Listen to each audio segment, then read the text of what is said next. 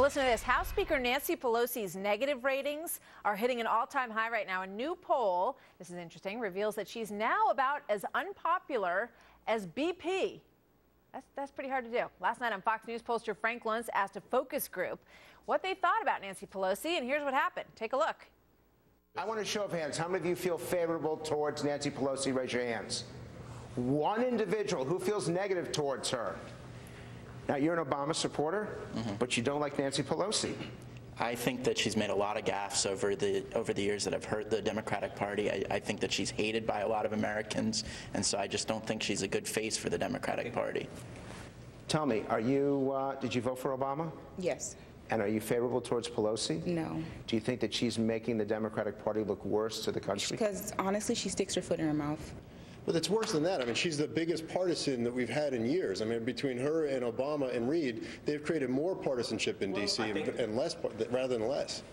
Wow, that's fascinating. Richard Socarides is a Democratic strategist and a former special assistant to President Clinton. Richard, great to see you. To what do you attribute that, this anger towards Nancy Pelosi? For the people who say they still like President Obama, they think he's a good guy, but her, you saw it. Well, I don't think it's directed at her personally. I think what's happened is she's come to symbolize everything that's wrong in Washington. I mean, you kind of wonder who that one guy who held up his hand that he liked. A lot of guts in the back row there. You gotta wonder who that guy was, He's a man right? of courage. You know, but she really has come to symbolize everything that's broken about Washington, everything that's out of control, everything that doesn't work about our government. She's a big symbol because she's head of the Congress. I thought it was very interesting this morning that your sister publication, the Wall Street Journal, has a poll out this morning, brand new, that says that John Boehner, who's, of course, her Republican counterpart, his numbers are even slightly worse than hers. So I think it's Congress as a whole, and I think the risk here that we all have,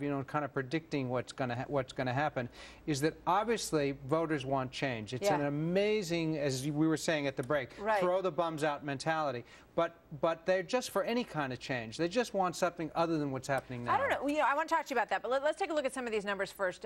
These are the Nancy Pelosi numbers that we're going to pull up for you. Unfavorable, 48%. Favorable, 38%. That's lower than the numbers that we've been seeing for President Obama, and that played out, pretty effectively, I guess, in Frank Luntz's group there. Let's take a look at the other one that we have up here that talks about Speaker of the House and who people want to see in that spot. 38%, same numbers, say that they would like to see her stay. 50% say someone else. Yeah. But I want to take issue with something that you just suggested, because I think you're absolutely right. I've never seen a bigger throw the bums out mentality than we have in this country right now. But I think that the group that benefits from this is the Tea Party. Because, that seems to be the one sort of clear area where people are putting their support. They're willing to try somebody else. And in most cases, it may turn out to be, one of these Tea Party candidates who are saying, look, smaller government is the answer. Well, I think you're right. I think they do benefit because they are complete outsiders. I mean, they're certainly not in charge of anything. They're not the Democratic Party. They're not the Republican Party. They're not in office.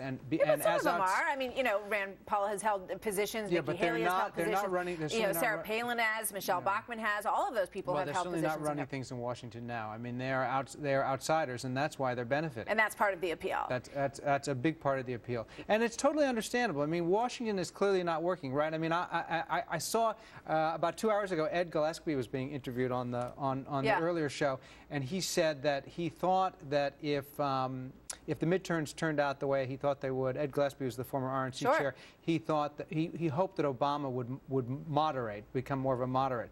But I want to tell you, if things continue the way we're headed now, it's not going to become more moderate. It's going to become more polarized. What's so interesting, Richard, on that, and this is the last point we have time for, but Nancy Pelosi really represents, a very far-left perspective on these things. She wanted a public option on health care. Right. And so many people say, that they feel the president hasn't gone far enough, Democrats, in his, sort of liberal leanings with things. She represents a lot of that, and yet she's the person that they're turning their scorn against.